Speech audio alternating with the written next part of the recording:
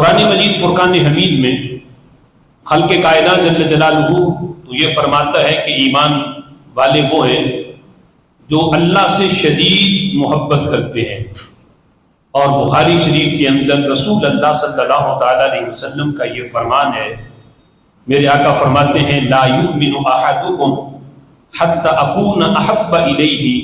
من والدہ ووالدہ والناس اجمعین، کہ تم میں کوئی بھی اس وقت تک مومن ہو ہی نہیں سکتا جب تک وہ مجھے، اپنی اولاد، اپنے والدین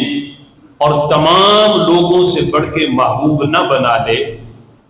مجھ سے سب سے بڑھ کے جب تک وہ محبت نہ کرے تو وہ بندہ مومن ہی نہیں۔ قرآن میں اللہ فرماتا ہے ایمان والے وہ ہیں جو مجھ سے شدید محبت کرتے ہیں، اور حدیث میں حضور فرماتے ہیں کہ اس وقت تک کوئی بندہ مومن ہی نہیں بنتا جب تک ہر چیز سے بڑھ کے مجھ سے محبت نہ کرے۔ تو قرآن کا تقاضا یہ ہے کہ سب سے زیادہ محبت رب سے کی جائے، اور حدیث کا تقاضا یہ ہے کہ سب سے زیادہ محبت حضور سے کی جائے۔ تو اب سوال یہ ہے کہ کیا سب سے زیادہ محبت رب سے کریں یا حضور سے کریں؟ تو اگر قرآن کی آیت اور حدیث کے الفاظ پر غور کریں تو اس کا جواب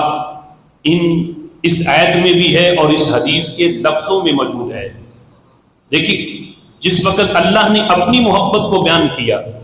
تو اللہ فرماتا ہے ایمان والے وہ ہیں جو مجھ سے شدید محبت کرتے ہیں، اور حضور علیہ الصلوۃ والسلام نے یہ نہیں فرمایا کہ ایمان والے وہ ہیں کہ جو مجھے ہر رشتے سے بڑھ کے مجھ سے محبت کرتے ہیں، بلکہ فرمایا کہ لا یؤمن احدکم، اس وقت تک تم میں کوئی مومن بن ہی نہیں سکتا جب تک وہ مجھے تمام رشتوں سے بڑھ کے محبوب نہ بنا لے۔ تو ان دونوں کے اندر تطبیق یوں ہوگی کہ اللہ کی محبت کے لیے ایمان شرط ہے، اور ایمان کے لیے رسول اللہ کی محبت شرط ہے۔ ایمان ہوگا تو اللہ کی محبت آئے گی۔ تو سوال یہ ہے کہ ایمان کب آئے گا؟ میرے آقا فرماتے ہیں ایمان تب آئے گا جب ہر رشتے سے بڑھ کے مجھ سے پیار کرو گے۔ تو اللہ کی محبت سے پہلے حضور کی محبت ضروری ہے، اسی لیے کہتے ہیں محمد کی محبت دین حق کی شرط اول ہے، اسی میں ہو اگر خامی تو سب کچھ نامکمل ہے۔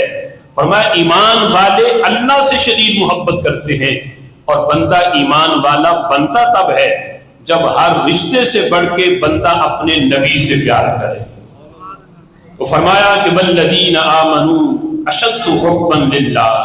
ایمان والے اپنے رب سے شدید محبت کرتے ہیں۔